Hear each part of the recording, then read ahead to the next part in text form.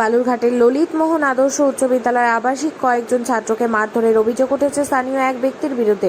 ঘটনাকে কেন্দ্র করে এলাকায় ব্যাপক চাঞ্চল্যের সৃষ্টি হয়েছে। জানা গেছে, বিদ্যালয়ের খেলার মাঠে আবাসিক ছাত্রদের সঙ্গে এক স্থানীয় কিশোরের কথা কাটাকাটি ও বচসা হয়। পরে ওই কিশোর বাড়িতে গিয়ে বিষয়টি তার বাবাকে জানায়।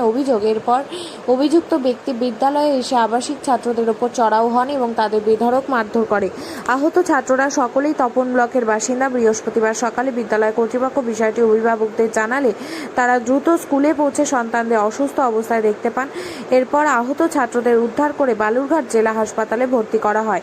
ঘটনার জেরে বৃহস্পতিবার সন্ধ্যা প্রায় 6টা নাগাদ ক্ষুব্ধ অভিভাবকরা বালুরঘাট থানায় অভিযুক্ত ব্যক্তির বিরুদ্ধে লিখিত অভিযোগ দায়ের করে। অভিযুক্তের বিরুদ্ধে কঠোর ব্যবস্থা গ্রহণের দাবি জানিয়েছেন তারা। ঘটনাকে কেন্দ্র করে বিদ্যালয় ও আশেপাশের এলাকায় উত্তেজনার পরিবেশ তৈরি হয়েছে। অভিযোগের ভিত্তিতে পুলিশ ঘটনার তদন্ত শুরু করেছে বলে জানা গেছে।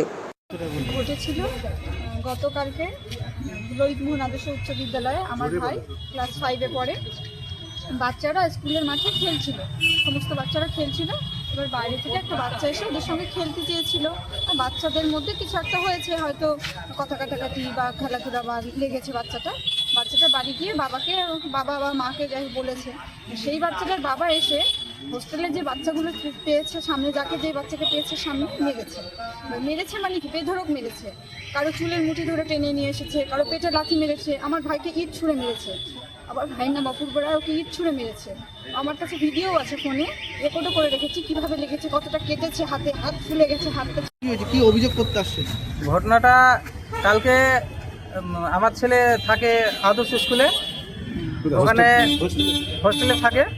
আর বিকালে খেলাধুলা করছিল, একটা বাইরে থেকে বাচ্চা আসে, ওখানে খেলাধুলা করছিল। ওই পড়ে নেয় স্কুলে, আদর্শ স্কুলে, কিন্তু ওদের মধ্যে কিছু একটা গণ্ডগোল হয়।